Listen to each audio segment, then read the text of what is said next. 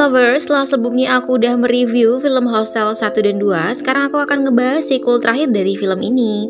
Kalau kalian udah nonton review Hostel sebelumnya, di Hostel 3 kali ini cerita dibuat agak berbeda dari sequel 1 dan 2. Setting latar tempat pun dibuat lebih high class dan glamorous di sequel ketiga ini loh. Film yang dirilis tahun 2011 ini mengisahkan tentang 4 orang pria yang hendak merayakan pesta lajang atas pernikahan Scott yang akan dilangsungkan seminggu setelahnya. Mereka pun berpetualang ke Las Vegas dan bersenang-senang dengan para gadis di sana. Tapi apa jadinya jika pesta semalam yang mereka adakan ternyata memang sudah dirancang oleh salah satu sahabat mereka yang ternyata adalah kelompok dari Elite Hunting Club. Wah, akan seperti apakah kisah selengkapnya?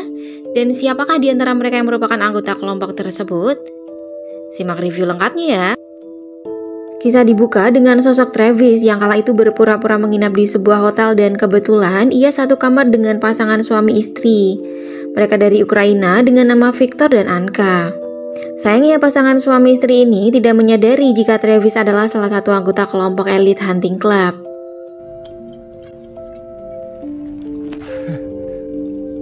Come on, man. Actually, I've got some beer. Come. Singkat cerita, Travis menawari bir yang telah ia campuri sesuatu di dalamnya hingga membuat pasangan ini pingsan di dalam kamar mandi. Hey, come on, man. What the fuck? Help me. The doctor, man. What the fuck is standing there?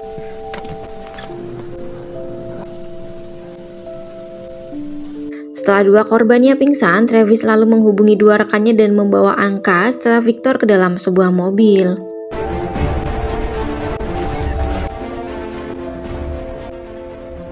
Dan disinilah cerita Hostel 3 dimulai. Cerita lalu berpindah pada Scott yang pagi itu dijemput oleh sahabatnya bernama Carter untuk bermain golf di Palm Springs. Padahal sebenarnya arah tujuan mereka bukanlah Palm Springs melainkan Las Vegas. Sesampainya di Las Vegas, Carter dan Scott bertemu dengan dua sahabatnya yang lain yaitu Mikey dan juga Justin. Dude, I can get all the strip action I want and I can honestly sit down. Okay, cool. Let's do some dance. Give you free booze to keep you. They parade women in front of you on top of that. Singkat cerita, 4 pria ini akhirnya berkenalan dengan dua gadis yang mereka lihat di Las Vegas. Mereka adalah Kendra dan Nikki. Dua gadis ini lantas mengajak Scott CS datang ke sebuah tempat yang sangat jauh dari keramaian kota. Hey, you can turn it down just a couple of notches. That's the second time today. Memasuki gedung, tiba-tiba ponsel Scott berdering. Ternyata Amy meneleponnya dan menanyakan keberadaan Scott yang sama sekali tidak memberinya kabar. Selesai menelepon, Scott baru menyadari jika teman-temannya telah menghilang dari hadapannya. Tidak menemukan keberadaan rekannya sama sekali, tiba-tiba sesuatu yang mengerikan terjadi.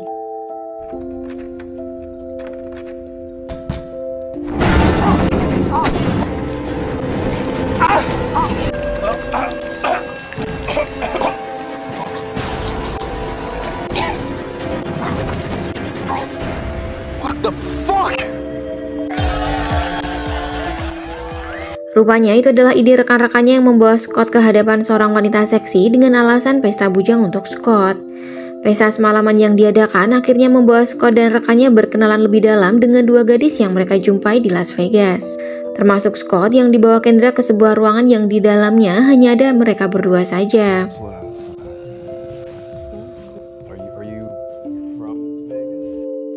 Di dalam ruangan, ternyata Kendra sudah tidak tahan dan langsung nyosor duluan.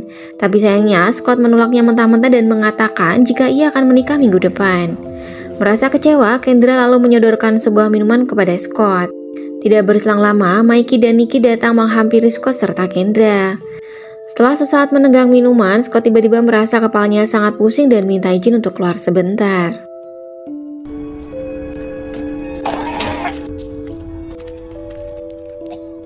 Usai muntah-muntah, Scott akhirnya tidak sadarkan diri dan tergeletak di luar gedung. Keesokan paginya, Scott bangun dan mendapati dirinya sudah berada di sebuah hotel bersama Justin dan Carter. Scott lantas teringat akan Mikey yang ternyata belum kembali sejak semalam. Justin mengatakan jika Mikey masih di rumah Nikki dan belum kembali. Khawatir, Scott lantas mencoba menghubungi Mikey, tapi sayang yang menjawab teleponnya adalah mailbox. Melihat kekhawatiran pada Scott, Justin dan Carter mengatakan jika Mikey baik-baik saja dan pasti akan pulang.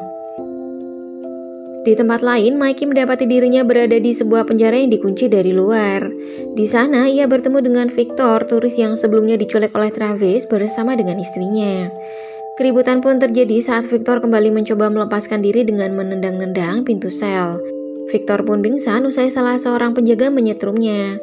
Sedangkan penjaga satunya lagi mendatangi sel Mikey dan menyeretnya keluar.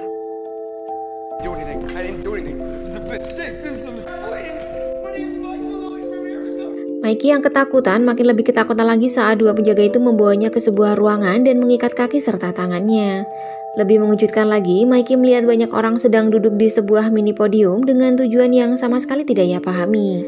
Ternyata Mikey menjadi korban penculikan dari kelompok elit hunting club, di mana para pelelang yang juga merupakan psikopat kelas berat ini akan memilih jenis penyiksaan apa yang akan dilakukan terhadap Mikey. Permainannya pun mudah, mereka hanya perlu memutar spin yang ada di laptop mereka dan membayar uang dengan penawaran tertinggi. Parahnya lagi, permainan ini dianggap sebagai hiburan oleh para hadirin yang merupakan orang-orang dengan kelainan mental alias psikopat akut. Pertunjukan pun dimulai saat seorang eksekutor memasuki ruangan.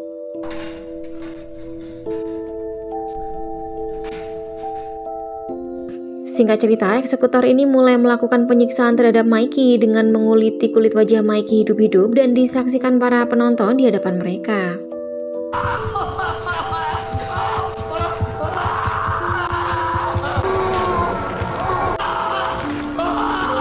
Teriakan Mikey pun menggema di dalam ruangan dengan disambut tepuk tangan dari para penonton. Di tempat lain, Scott Chase masih berusaha untuk mencari Mikey yang tidak kunjung kembali atau bahkan membalas telepon Scott. Tiba-tiba Justin teringat saat mereka berada di klub, Nicky memberinya sebuah kartu nama yang mungkin bisa membantu mereka mencari keberadaan Mikey. Singkat cerita, mereka akhirnya berhasil menemukan rumah Nicky.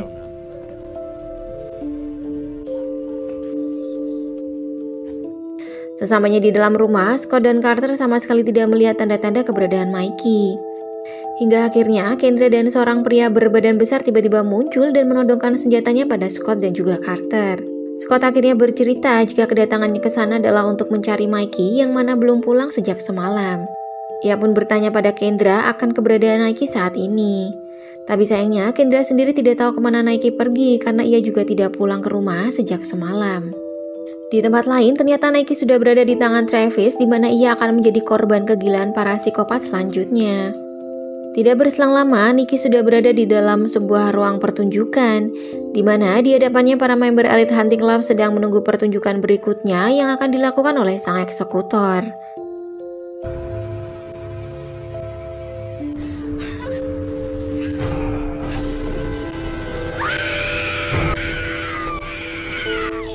Malam itu juga, Scott CS membawa Kendra kembali datang ke klub tempat mereka sebelumnya berpesta untuk mencari keberadaan Mikey. Tiba-tiba, Justin mendapatkan sebuah pesan singkat dari Mikey yang mengatakan jika ia dan Nicky sedang tidur bersama. Justin juga menerima sebuah foto dari ponsel Mikey yang memperlihatkan jika Nicky sedang tidur. Padahal yang sebenarnya terjadi adalah Travis lah yang mengirim pesan tersebut kepada Justin. Travis kembali mengirimkan pesan singkat untuk meminta mereka datang ke kamar nomor 9 di distrik Fremont. Tanpa menunggu waktu lama, mereka bergegas menuju tempat yang dikirimkan oleh Mikey alias Travis. Sesampainya di depan bangunan, Justin lagi-lagi mengatakan akan tinggal di mobil saja karena kakinya yang pincang malah akan memperlambat. Akhirnya Scott, Kendra, dan Carter masuk ke dalam gedung dan mencari kamar nomor 9. Sesampainya di dalam kamar, Scott menemukan HP serta tas Nicky di dalamnya. Selain itu, sebuah catatan ditinggalkan oleh Mikey gadungan yang menyatakan jika ia sedang pergi bersenang-senang dengan Nicky. Namun tiba-tiba hal yang mengerikan pun terjadi.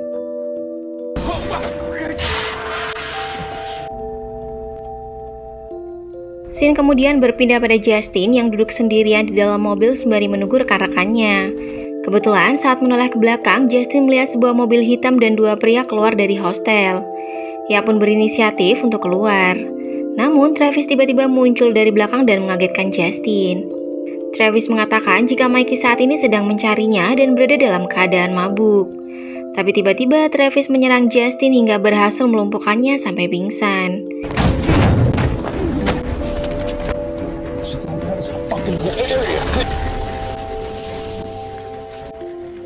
Justin lalu diseret dan dibawa ke sebuah mobil hitam yang ada di belakangnya. Scott CS akhirnya terbangun dari pingsan karena mendengar teriakan Victor yang sangat keras. Tidak berselang lama, dua penjaga datang dan menyeret Justin keluar dari sel.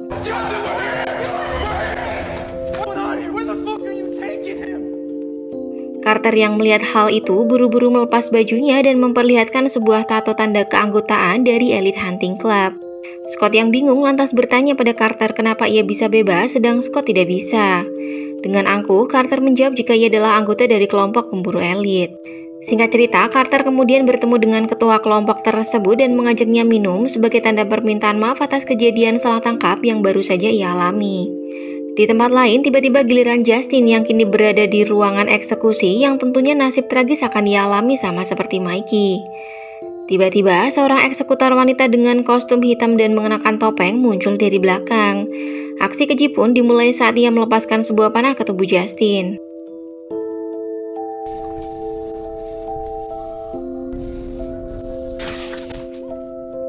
Singkat cerita, Justin akhirnya menghembuskan nafas terakhirnya usai si eksekutor menembakkan panah ke-9 tepat di bawah dagu Justin hingga menembus kepalanya. Dari kejauhan, diam-diam Carter rupanya menyaksikan acara tersebut dari sebuah layar monitor di ruangannya. Di waktu yang bersamaan, Travis masuk dan mengatakan jika tiba gilirannya untuk menjadi eksekutor untuk sahabatnya sendiri, yaitu Scott.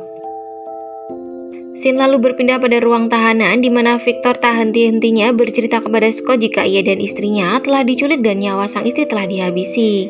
Tidak berselang lama, dua penjaga kembali datang dan menyeret Scott keluar dari selnya. Ia pun dibawa ke sebuah ruang ganti dan dipaksa memakai sebuah jas berwarna putih lalu diseret ke ruangan eksekusi. Beberapa saat setelahnya, Carter muncul di hadapan Scott dan juga para peserta lelang. Scott pun akhirnya mulai menyadari jika semua yang terjadi merupakan ulah sahabatnya sendiri. Ia pun mempertanyakan maksud Carter melakukan semua ini kepadanya. Rupanya, alasan Carter adalah karena ia merasa iri dengan apa yang telah diperoleh Scott termasuk berhasil mendapatkan Amy, wanita yang akan ia nikahi minggu depan. Di hadapan Scott, Carter mengatakan jika setelah kematian Scott, Carter akan mendekati Amy dan akan menikahinya.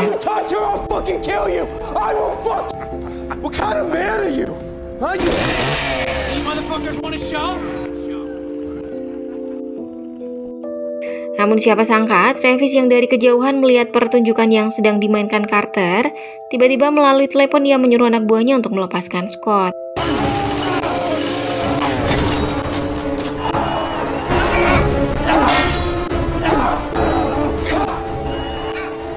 Pertunjukan yang sebenarnya pun terjadi.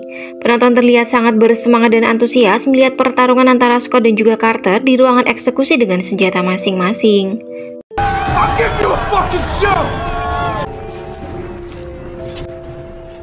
Carter akhirnya tewas terbunuh dengan tusukan berkali-kali yang menghujam tubuhnya.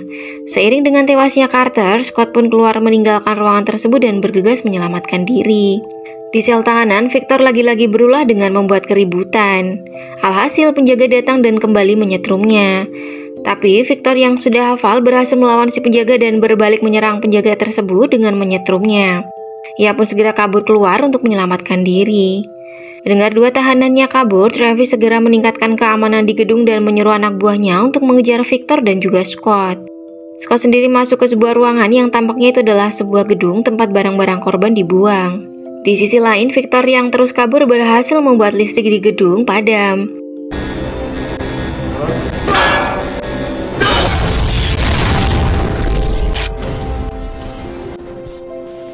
Tapi pada akhirnya, nasib Victor juga berakhir dengan tragis usai berhasil membunuh penjaga, namun ia juga tewas tertembak.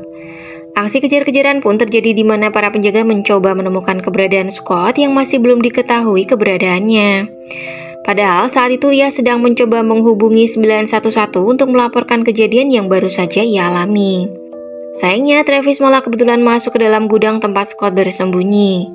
Marah karena tidak menemukan Scott, Travis kemudian menelepon bosnya dan mengatakan jika Scott sudah kabur dan menghubungi polisi. Mendengar kabar dari Travis, si bos lantas menemui para peserta lelang dan mengatakan jika ada pemadaman. Para peserta pun akan diantarkan ke mobil mereka masing-masing dengan pengawalan ketat dan dengan alasan demi keamanan mereka. Scene kembali lagi pada Scott yang berhasil lari dari Travis. Berhasil kabur, Scott datang ke ruang tahanan untuk membebaskan Kendra. Tapi nasib berkata lain karena Travis berhasil melumpuhkan Kendra dengan menembaknya dari belakang hingga ia tewas.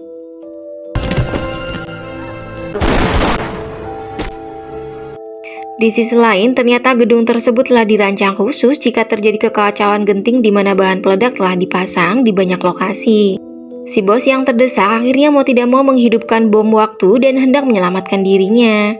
Tapi siapa sangka belum sampai menghidupkan mesin mobil, tiba-tiba Carter muncul dari belakang dan menodongkan pisaunya ke leher si bos.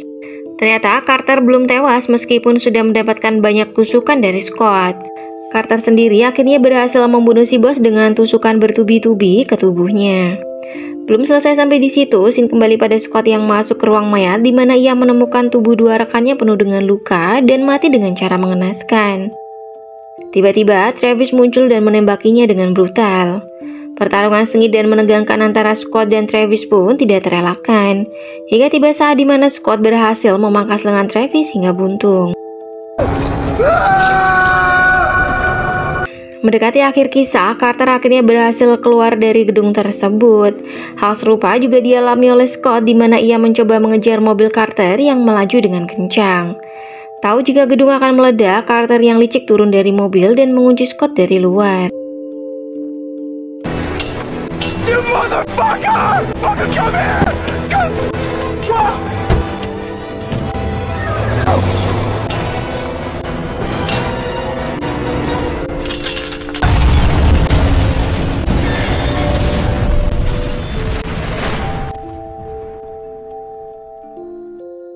Pasca kejadian, Scott datang menemui Amy dan mewujudkan impiannya untuk bisa mendekatinya dan mungkin bisa menikahi Amy. Amy yang bersedih kemudian meminta Carter untuk menginap di rumahnya.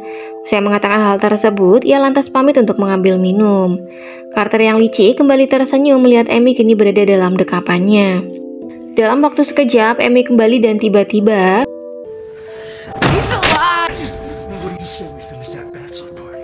rupanya Scott berhasil selamat dari ledakan yang hampir menewaskannya. Ia pun kini hadir untuk membalaskan dendam atas apa yang telah Carter lakukan kepadanya dan juga dua sahabatnya. Dalam keadaan terikat dan mulut tersumpal, Carter memohon pada Amy agar ia mau membebaskannya. Tapi Amy hanya tersenyum dan bersikap bodoh amat dengan Carter.